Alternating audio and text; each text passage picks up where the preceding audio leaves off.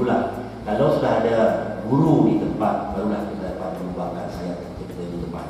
Kalau belum ada guru, tak akan mungkin. Seperti kita buka sekolah, begitu hebat nama sekolah, guru tak ada. Tak ada guru, macam mana sekolah hebat? Sebab orang yang baik boleh melahirkan generasi yang baik. Betul-betul.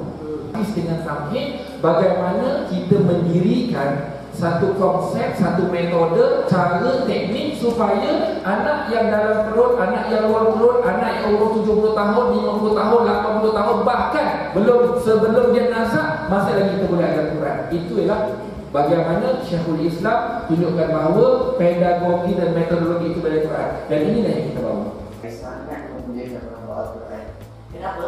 Sebab Al-Quran Allah memuliakan sesuatu. Tidak ada yang turunkan. Allah memuliakan Ramadannya. Siapa yang turunkan Al-Quran? Malaikat Allah, Jibril alaihissalam. Allah memuliakan Jibril alaihissalam. Itu malaikat. Mana turunkan Al-Quran? Mekah dan di Madinah. Allah memuliakan Mekah Madinah. Tidak. Kepada siapa Allah Taala wahyu itu? Dengan besar dari Muhammad sallallahu alaihi wasallam. Allah memuliakan Nabi Muhammad SAW. Kita harus yakin sungguh-sungguh bahwa Allah memuliakan orang. Allah akan jadi orang yang mau Al-Quran insya-Allah. Sekarang ni kita nak masuk bahagian yang kedua. 336. Inilah hakikat pada mereka yang mengajar Al-Quran. Maknanya masih ada yang tidak menguasai ilmu tajwid. Jadi oleh kerana lidah kita ni lidah Nusantara, bukan lidah Arab. Jadi sudah sewajibnya kita belajar ilmu tajwid tu.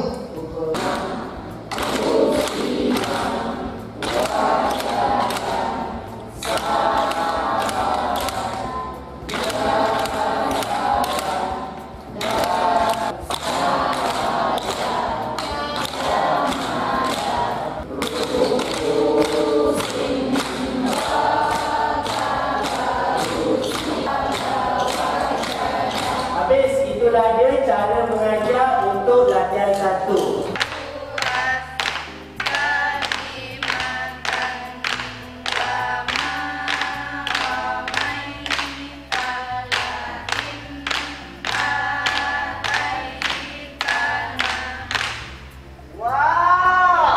Zaman yang modern ini setiap masyarakat ingin sesuatu yang cepat tapi efektif, dan neuro nanti adalah jalan keluarnya. Saya sadar pribadi adalah seorang ustaz yang telah mengajar masyarakat berbagai